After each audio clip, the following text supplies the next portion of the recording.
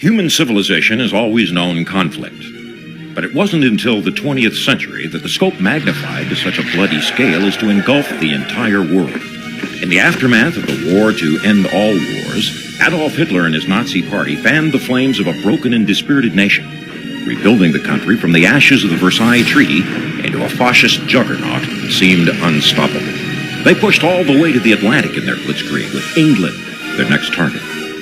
But Winston Churchill and his small island nation won the Battle of Britain, holding out through Hitler's terror bombing for an entire year. They stoked the fires of freedom long enough to stay alive and to save the world.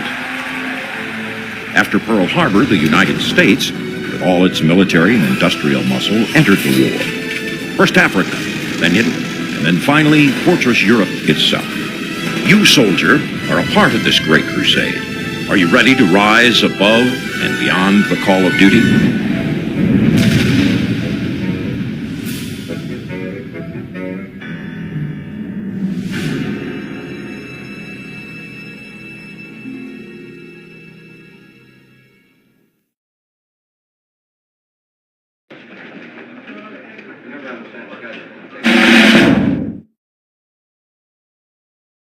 Good morning, Lieutenant.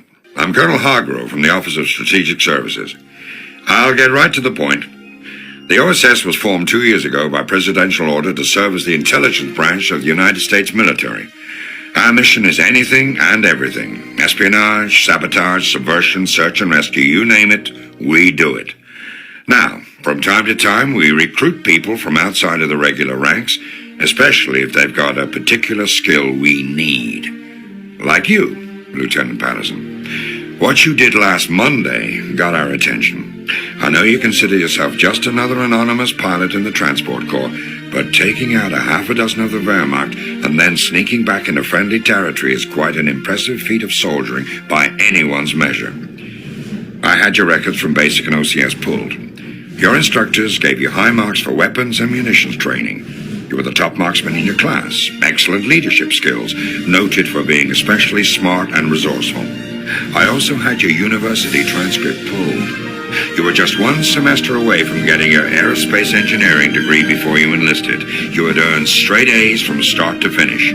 In short, Lieutenant, you're just the kind of man we're looking for. But it's completely up to you whether you want to join us or not. Unfortunately, there's not much time to make a decision, so if the answer is yes, you'll be on a plane within the hour heading back to France.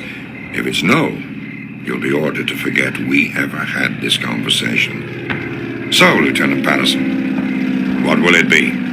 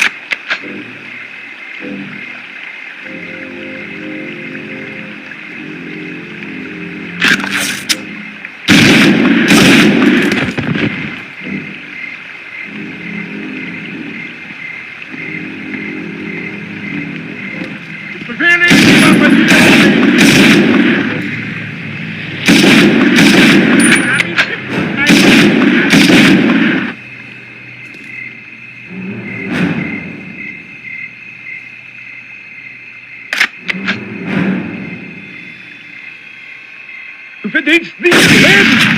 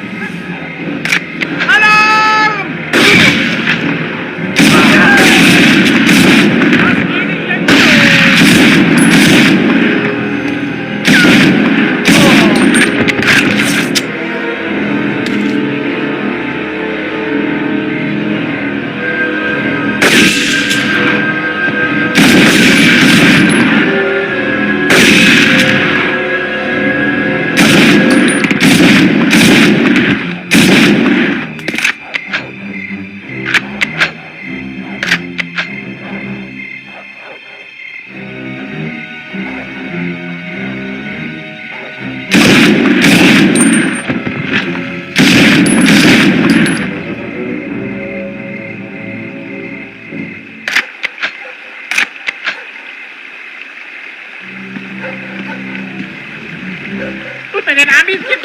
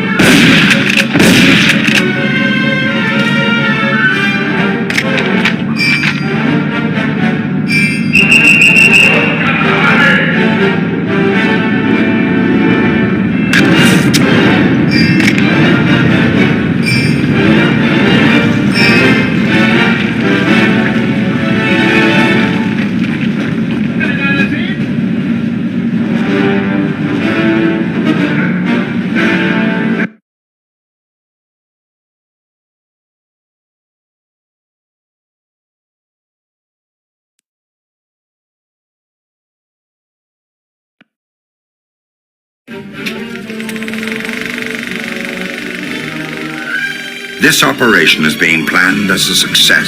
We cannot afford to fail. With that declaration, the tone for D-Day was set. Allied troops were towed across the channel, seated inside gliders, whose pilots had only one chance for a successful landing. Thousands more traveled to France aboard Higgins boats, amphibious landing craft that were the key to the Allied triumph on D-Day. But the fight for Europe was just beginning, and not everything was going according to plan.